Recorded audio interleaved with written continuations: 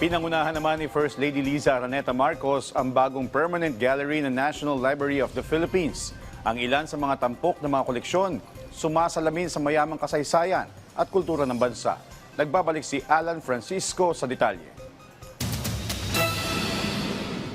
I am pleased to welcome you to the launching of our permanent gallery in celebration of the 137th year anniversary of this agency. Nitong August 9, ipinagmamalaking pinasinayaan ng National Library of the Philippines ang bago nilang permanent gallery. Ito'y bilang pagdiriwang sa ika-137 founding anniversary ng pambansang aklatan ng Pilipinas. Ayon sa National Library of the Philippines, ang event na ito ay okasyon kung saan ina-unveil o ipinakita ang koleksyon ng higit 80 natatangi at original documents, mga aklat at manuscripts na sumasalamin sa mayaman at makasaysayang kultura ng bansa. Ayon sa National Library of the Philippines, ang event na ito ay okasyon kung saan ina-unveil o ipinakita ang koleksyon ng higit 80 natatangi at original documents, mga aklat at manuscripts na sumasalamin sa mayaman at makasaysayang kultura ng bansa. Isa sa mga sentro na exhibit ay ang Murillo Velarde 1734 map o ang kinikilalang Mother of all Philippine Maps at marami pang iba. Panauhing pandangal sa event ay si First Lady Liza Marcos. Sa kanyang speech, sinabi ni First Lady Liza na ang permanent gallery ay simbolo ng pagpapahalaga sa bansa.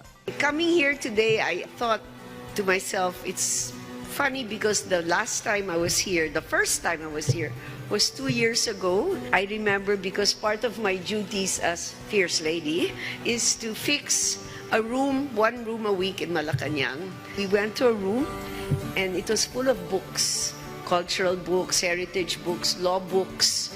There were 66,000 books all in all. Some of them were in the floor, some of them were amag. The law books especially were first edition, signed by the author themselves. So as a law student, you would die for something like that. All 66,000 books were sent here. They rebound it, they cataloged it properly. It's now in the second floor of the mezzanine, aircon, free for all. It's so nice that you did that for the country. Thank you very much. The point I'm trying to make is education comes in many forms, whether online books, hard copy books, first edition books, newspapers, fake news, no, that's not included. But on that happy note, congratulations, sama-sama tayo, babangon muli. Naroon din si Education Secretary Sani Angara. Dahil favorite subject nga ni Pangulo, aside from math and sciences, yung kasaysayan, natutuwa ako na meron tayong ganitong proyekto ngayong araw. Pangitain nito na gaano kahalaga ang kasaysayan sa ilalim ng Marcos administration. Sabi naman ni National Library of the Philippines Director 4, Cesar Gilbert Adriano, ang proyektong ito ay pag-ibigay diin sa pangako ng ahensya na panatilihin at itaguyod ang kultura ng Pilipinas para sa mga susunod na henerasyon. Iaanunsyo sa lalong madaling panahon ng National Library of the Philippines ang petsa kung kailan bubuksan sa publiko ang nasabing gallery. Alan Francisco, para sa Pambansang TV, sa Bagong Pilipinas.